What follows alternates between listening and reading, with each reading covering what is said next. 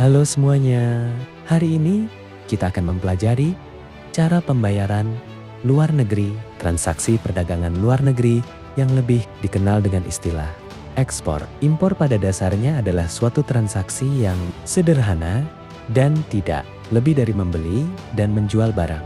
Hanya yang menjadi perbedaan utama adalah lokasi, orang-orang, atau pengusaha yang terlibat. Oleh sebab itu, dalam perdagangan luar negeri, tata cara pembayaran ekspor-impor harus dipahami dengan benar oleh para pengusaha yang ingin menjalankan bisnis ekspor-impor. Karena kegiatan bisnis ekspor-impor melibatkan pihak penjual, eksportir, dengan pihak pembeli, importir, yang saling berjauhan dan terpisah oleh batas-batas negara, maka faktor keamanan dan kepastian pembayaran menjadi persoalan yang sangat penting. Berikut ini adalah tata cara pembayaran perdagangan luar negeri, antara lain pembayaran di muka advance payment. Pembayaran di muka atau advance payment adalah cara pembayaran ekspor, yakni importir pembeli diharuskan melakukan pembayaran di muka sebelum barang ekspor dikapalkan atau dikirimkan. Pembayaran dengan cara ini sangat menguntungkan pihak eksportir penjual, namun sangat riskan bagi importir pembeli. Importir akan mengalami kerugian jika setelah dilakukan pembayaran di muka, ternyata barang tidak dikirimkan oleh eksportir. Pembayaran di muka oleh importir dapat dilakukan secara tunai ataupun dalam bentuk cek, banker's draft, mail payment order, cable payment order, atau international money order. Pembayaran dengan wesel dan promise, wesel atau draft atau bill of exchange adalah surat tagihan dari eksportir kepada importir yang dalam. Surat tagihan tersebut penjual meminta pembeli untuk membayar tagihan dengan cara pemindah bukuan, inkaso, atau mentransfer uang sesuai jadwal waktu yang ditentukan dalam wesel. Eksportir disebut pihak penagih atau penarik wesel drawer, sebab pihak inilah yang berhak menerima pembayaran. Di sisi lain, importir disebut pihak tertagih atau tertarik drawi karena pembeli berkewajiban membayar barang. Definisi Letter of Credit, LC.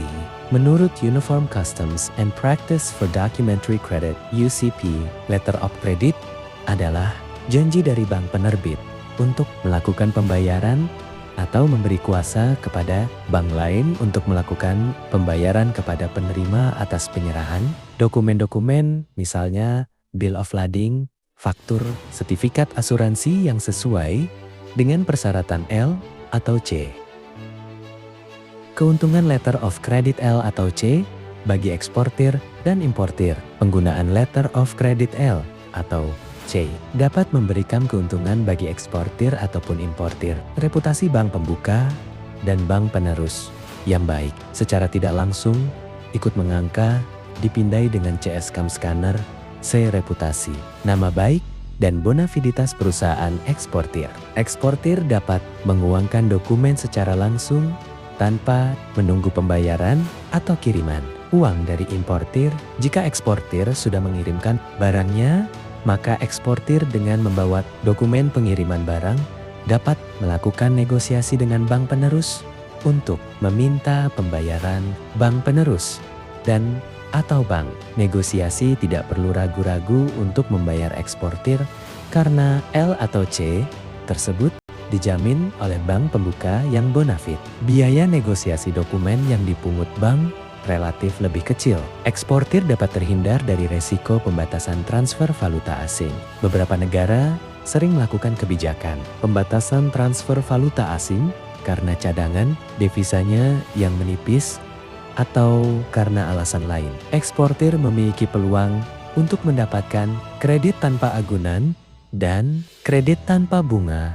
yang berasal dari L atau C berjenis red clause L atau C. Red clause L atau C mensyaratkan adanya pembayaran uang muka kepada eksportir, sehingga dengan uang muka tersebut, eksportir secara tidak langsung mendapat bantuan dana bagi pembiayaan kegiatan usahanya. Kelemahan penggunaan letter of credit L atau C. Pembayaran dengan letter of credit dalam prakteknya masih mengandung beberapa kelemahan.